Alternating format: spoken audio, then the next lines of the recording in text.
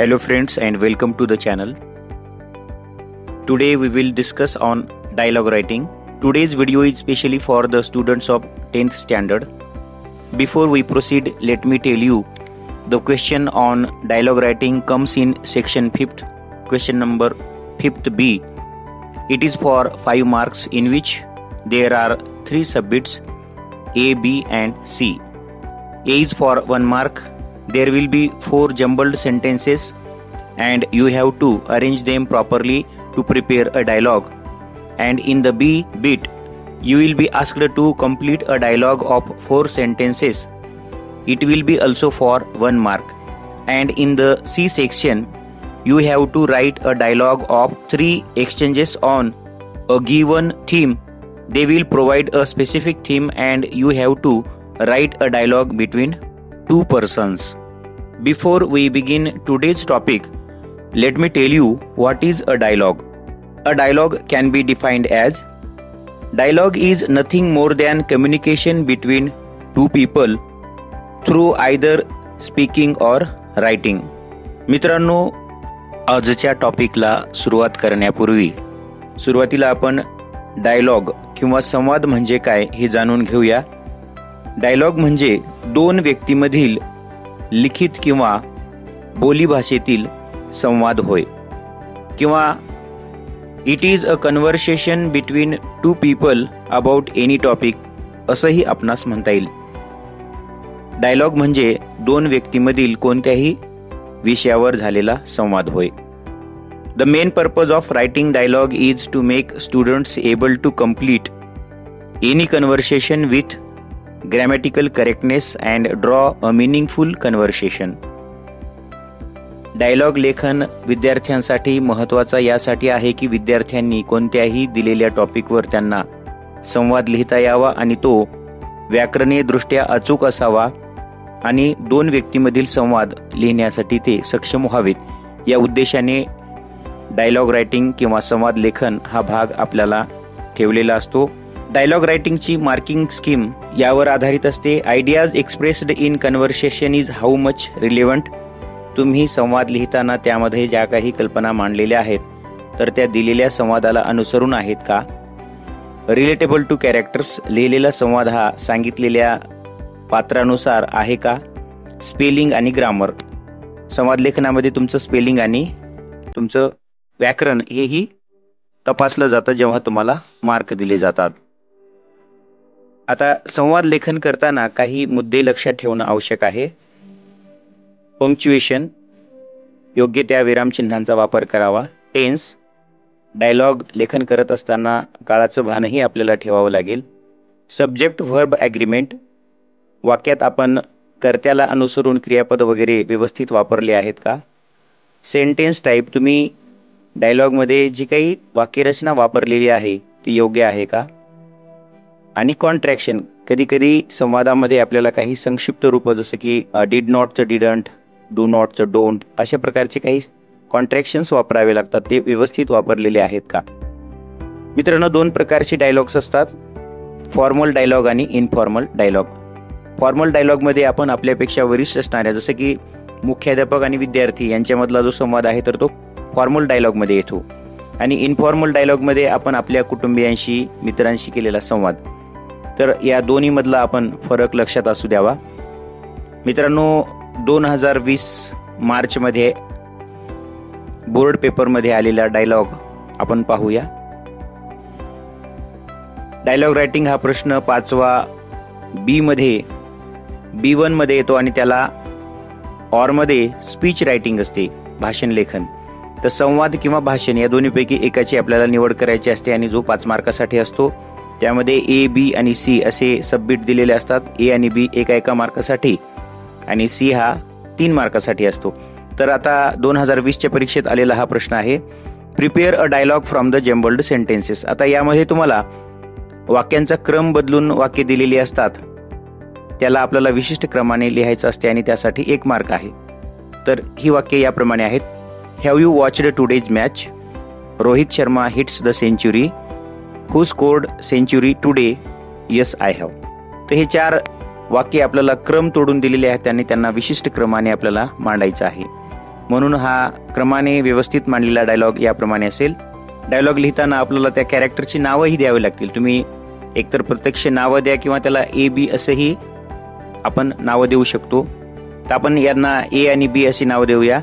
तर प्रथम एचा dialogue, have you watched today's match. त्यानंतर त्याला रिप्लाय म्हणून बी म्हणेल येस आय हॅव. त्यानंतर पुन्हा एचा dialogue, who scored century today. मग त्यावर बीचं उत्तर, Rohit Sharma hits the century. तर अशाप्रमाणे या जम्बल्ड सेंटेन्सेसची ऑर्डर असेल, सिक्वेन्स असेल आणि त्यानुसार आपण तयार केलेला डायलॉग असेल. पुन्हा आता बी मध्ये कम्प्लीट द डायलॉग. या ठिकाणी आपल्याला इनकम्प्लीट डायलॉग दिलेला आहे आणि तो आपल्याला कम्प्लीट करायचा, ज्यामध्ये 4 वाक्य असतात, 2 दिलेले असतात आणि 2 आपल्याला रिक्त जागा पूर्ण करायच्या असतात. त्या ठिकाणी रिया आणि प्रिया यामध्ये दिलेला हा डायलॉग आहे. Riya, do you like singing. तर त्यावर आपल्याला प्रियाची जागा रिक्त दिलेली आहे. तर त्या ठिकाणी आपल्याला वाक्य लिहायचं आहे. Priya, yes I like singing. Whenever I am free I try my hand in singing. त्यानंतर Riya, who is your favourite singer. पुन्हा प्रियाची जागा रिक्त आहे, तर त्या ठिकाणी आपल्याला रिकामी जागा भरायची आहे. तर प्रिया त्यावर उत्तर देते, my favourite singer is Lata Mangeshkar and Kishore Kumar. I like them most. तर अशा प्रकारे आपण हा कम्प्लीट द डायलॉग हा बीट पूर्ण केला आहे.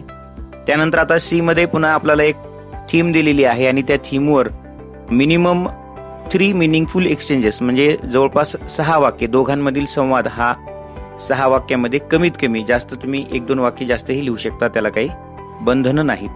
हा टॉपिक याप्रमाणे होता, write a dialogue between a headmaster and a student who has lost his bicycle from school campus. Write minimum 3 meaningful exchanges. तर या ठिकाणी आपल्याला एक विद्यार्थी आणि मुख्याध्यापक यामधील संवाद लिहायचा आहे आणि त्या संवादाचा विषय आहे की त्या मुलाची सायकल हरवली आहे आणि याबाबत दोघांमध्ये झालेला हा संवाद. तो संवाद आपण याप्रमाणे लिहू शकतो. राहुल आणि हेडमास्टर यामधील हा संवाद आहे. Rahul, may I come in sir. Headmaster, yes come in. What's your problem. Rahul, sir someone has stolen my bicycle. Headmaster, what. Where had you parked your bicycle. Rahul, sir I had parked it in our school parking. Headmaster, okay. Was it locked properly? Don't worry, we will investigate. Rahul, thank you, sir.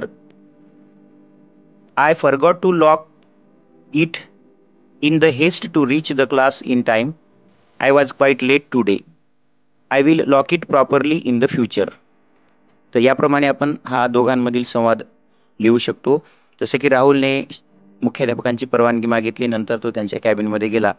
मुख्याध्यापकांनी त्याला आत ये असं सांगितलं आणि तुझी काय समस्या आहे हेही विचारलं. त्यावर राहुलने सांगितलं की माझी सायकल कोणीतरी चोरली आहे. त्यावर मुख्याध्यापक म्हणतात की तू सायकल कुठे पार्क केली होती. तेव्हा राहुल त्यावर म्हणतो की मी आपल्या शाळेमध्येच, शाळेच्या पार्किंगमध्येच सायकल पार्क केली होती. तेव्हा मुख्याध्यापक त्याला सांगितलं की ओके, तू सायकलला व्यवस्थित लॉक केलं होतं का, आणि काळजी करू नको, आपण त्याचा तपास करूया.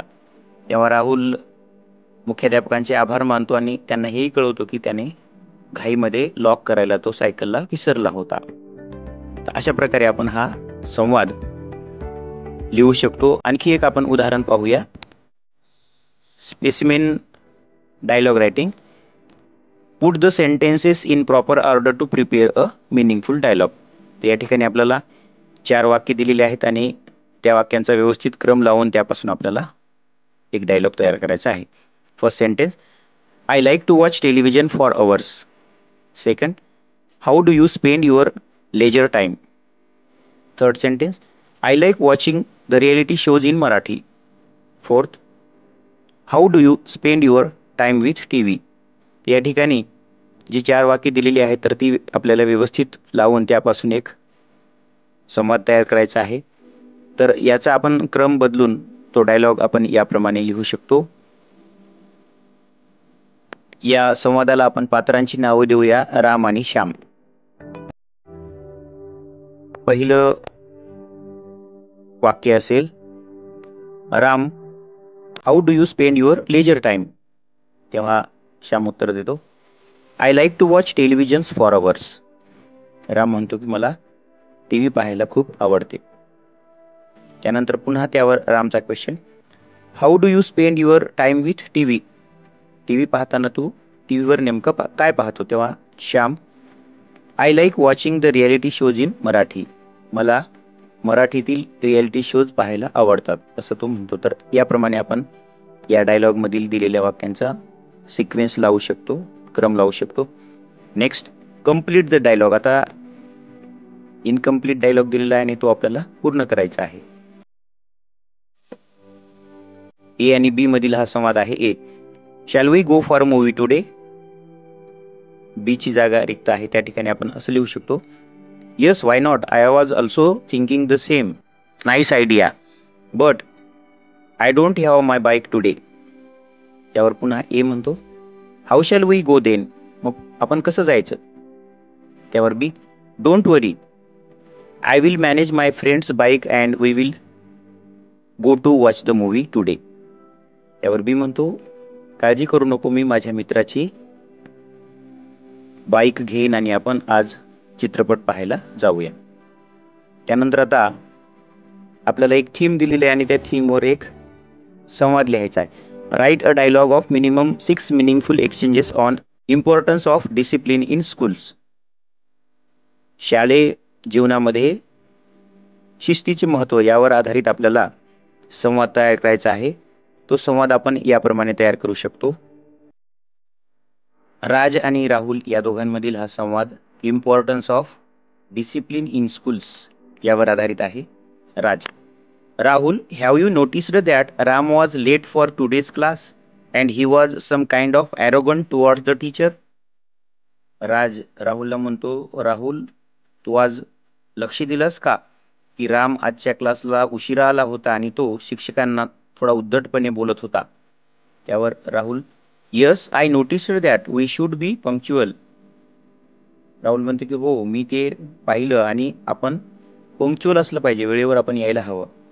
त्यावर राज म्हणतो, yes, discipline is must in school life, we should respect our teachers. त्यावर राहुल म्हणतो, true, our teachers scold us for our own benefit, every student should follow their orders.